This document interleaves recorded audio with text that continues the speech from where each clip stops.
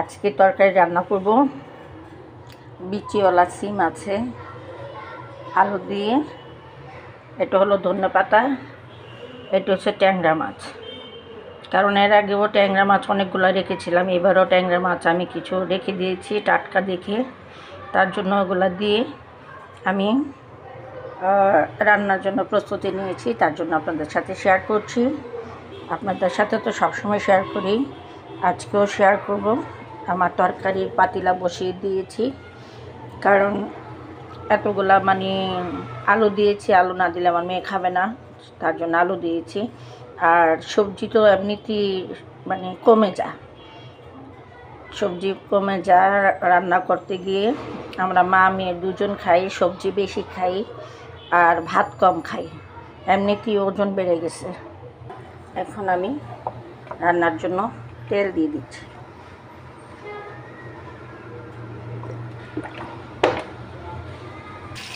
এখন দিয়ে দিলাম পেঁয়াজ কুচি।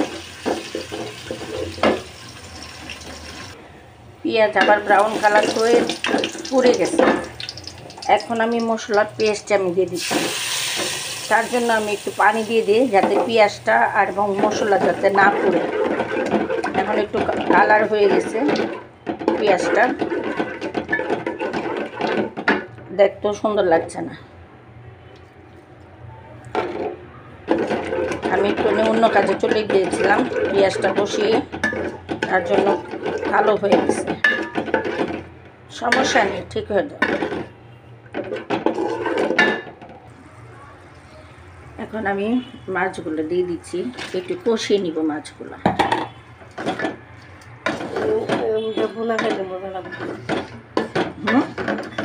ভুনা খেলে তো মজা লাগবে, কিন্তু তরকারি দিয়ে রান্না করবো তো মাছগুলো একটু কষিয়ে নিচ্ছি, যাতে মাছের মধ্যে লবণ ঢুকে।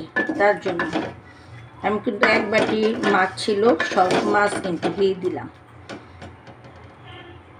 মাছ আমি কষিয়ে রেখে দিয়েছি বাটির মধ্যে। এখন আমি শিম আলু দিয়ে দিচ্ছি।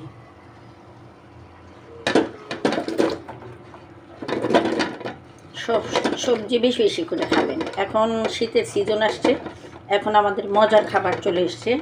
প্রতিদিন সবজি আমাদের খাওয়া প্রয়োজন, কারণ গরম আসলে কিন্তু সবজি খাওয়া যায় না।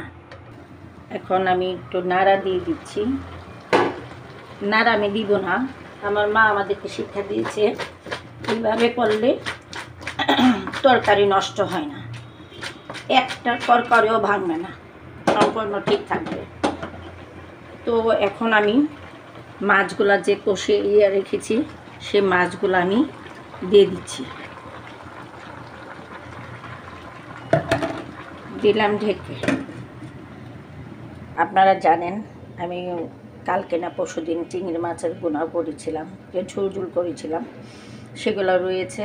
কারণ আপনাদেরকে আমি ভিডিও পাঠাচ্ছি, তরকারি থাকাকালীনও, 2-3টা তরকারি থাকাকালীনও সে ভাত খাবে না, সে বাইরে গিয়ে খাবে, সেটা আপনাদের সাথে দেখাই। ওই যে দেখেন তরকারি কতগুলো চিংড়ি মাছের তরকারি রয়েছে। আর এখন তো আমি তরকারি রান্নাই করছি, এক চুলাতে তরকারি আর এক চুলাতে ভাত। দেখেন ছোট পাতিলাতে ভাত রান্না করেছি, আমরা মা মেয়ে খাবো দুজন, তার জন্য। এখন আমি কাঁচামরিচ ধনেপাতা দিয়ে দিচ্ছি।